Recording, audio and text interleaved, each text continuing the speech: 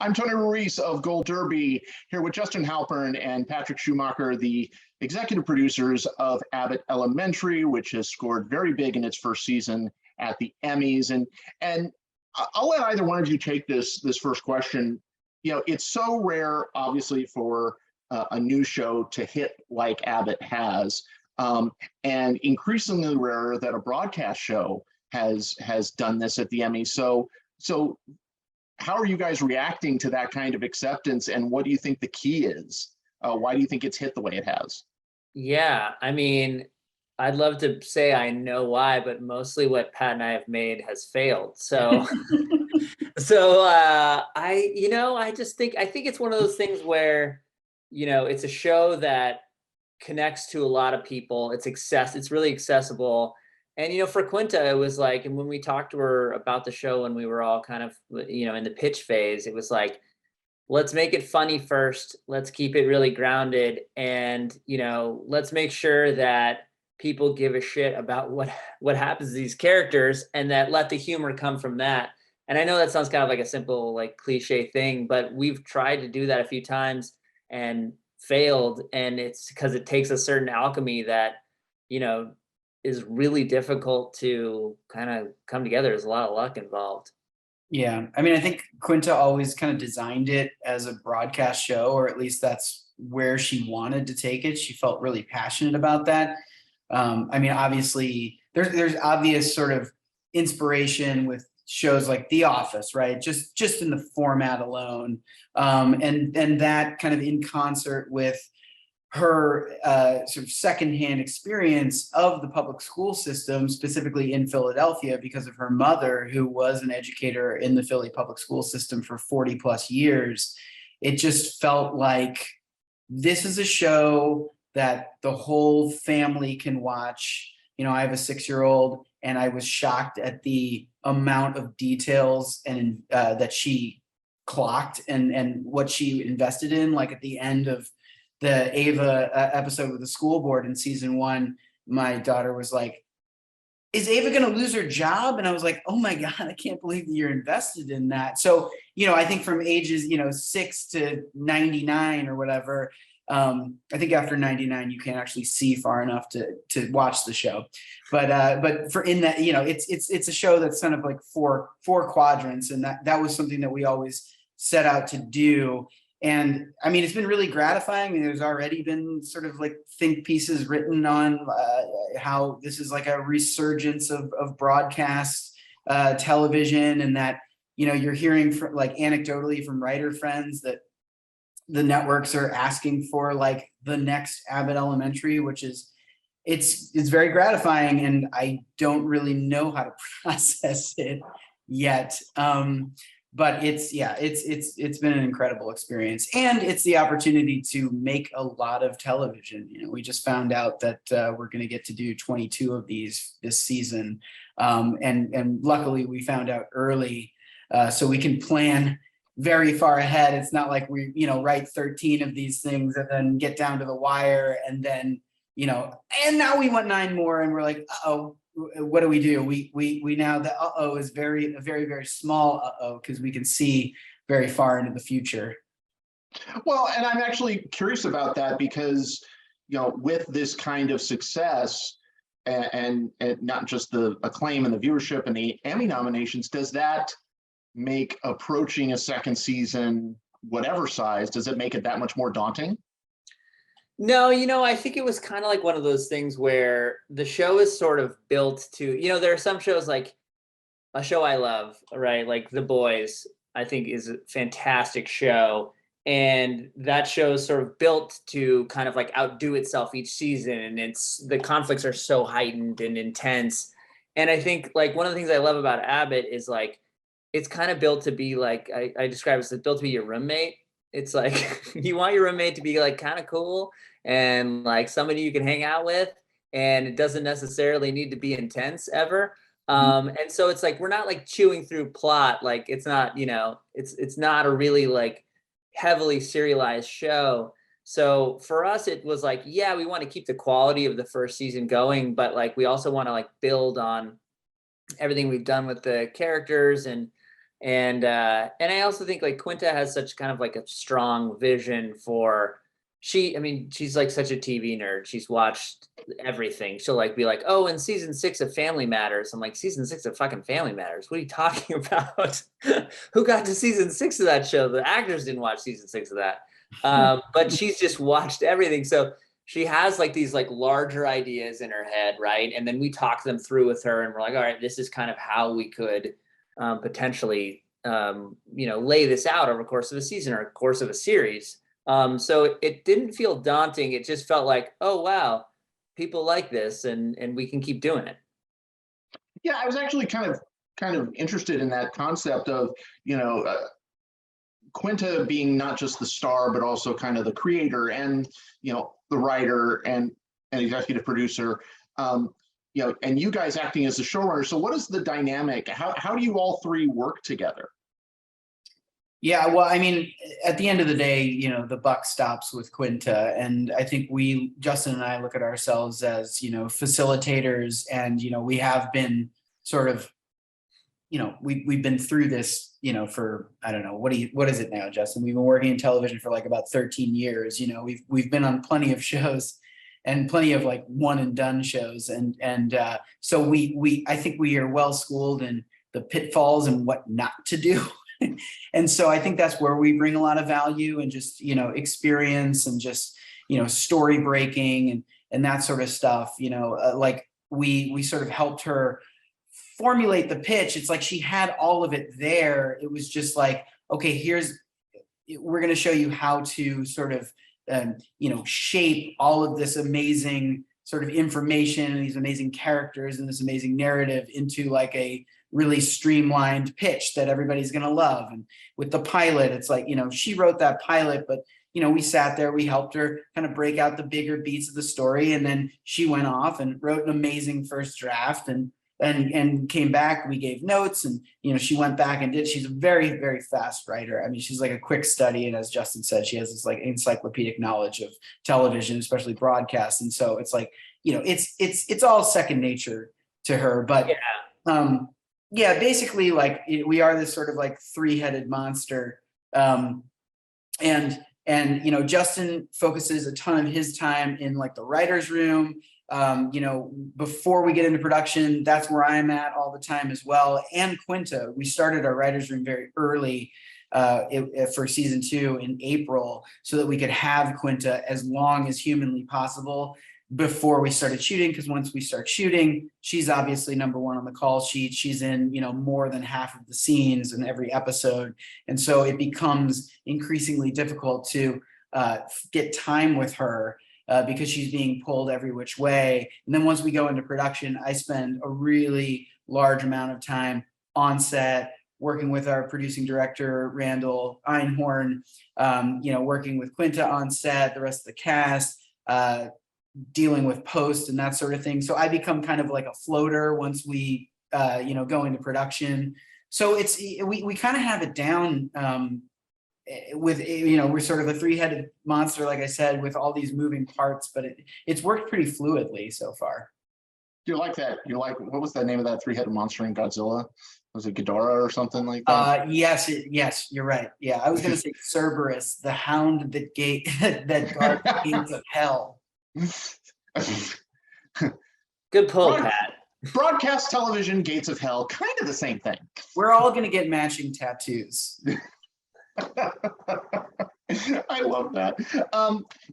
You talk about, Quinta being kind of the head of the call sheet, but at the same time, one of the things that I think is so effective about this show is that it is so clearly an ensemble of, and what so many shows don't do is that each character is so well defined and so fully dimensional that it's not just types.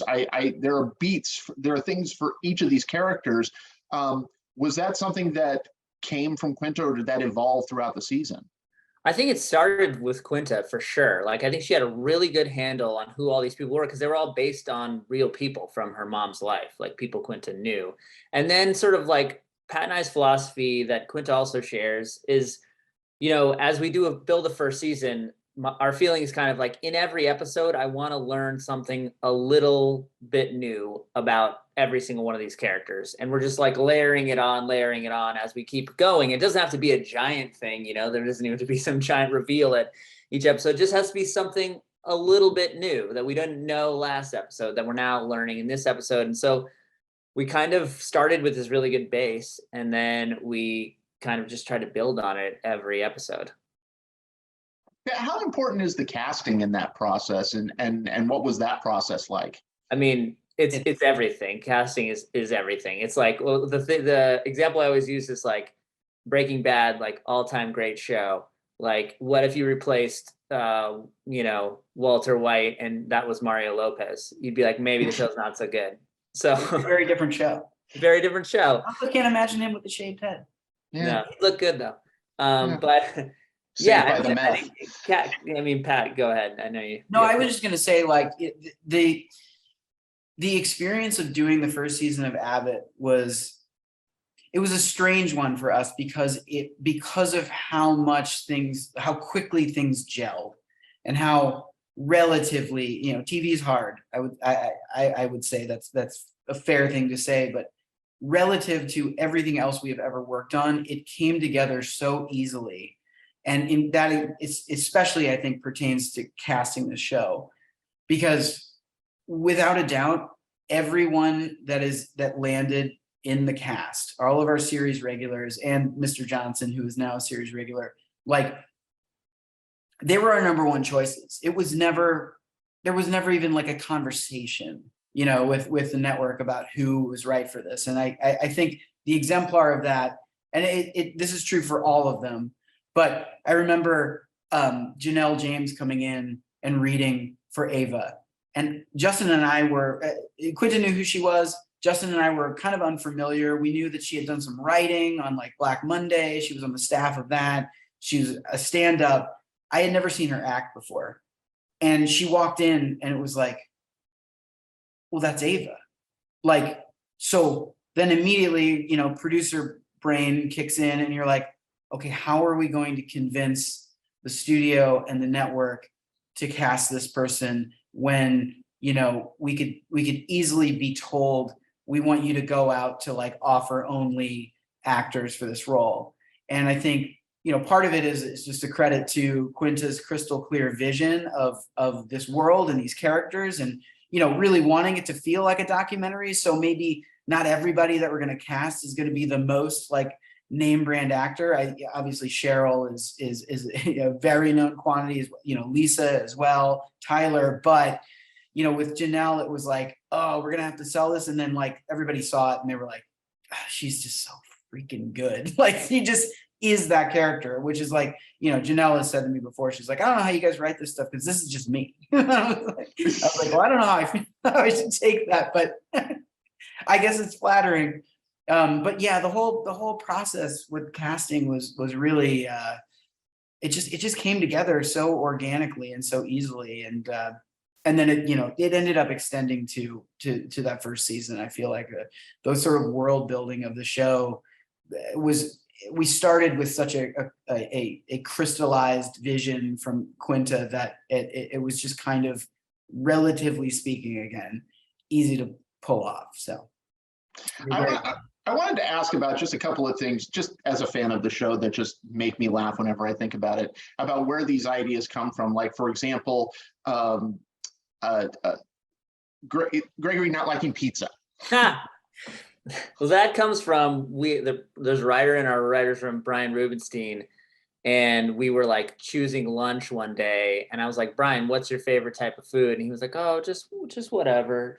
I'm like, who the fuck answers whatever to what's your favorite type of food? And then I started like poking him a little bit and poking, and he was like, I just don't really like food. I'm like, you don't like food? What are you talking about?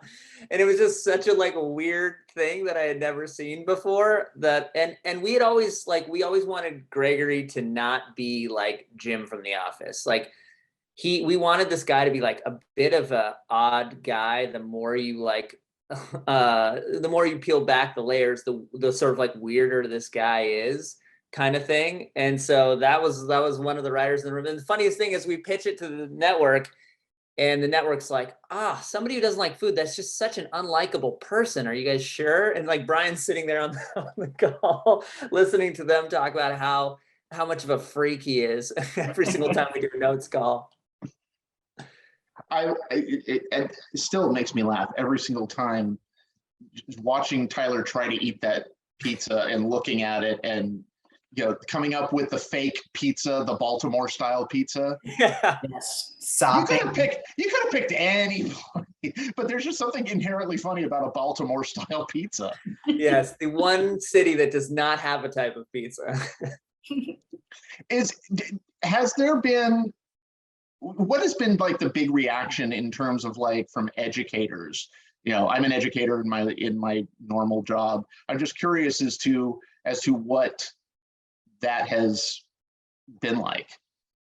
I mean, it's been resoundingly positive. I mean, there's not a week that goes by that we don't hear, you know, from 3 degrees of separation or whatever, that you know, some like a teacher. I'll give you an example. Our sound mixer on our animated show, he's like, my wife's an English teacher. She was at a conference that was in like Sacramento, conference for English teachers. And the keynote speaker was like, what, you know, speaking to this massive crowd, was like, what's your balm these days? You know, in our crazy times, what soothes you?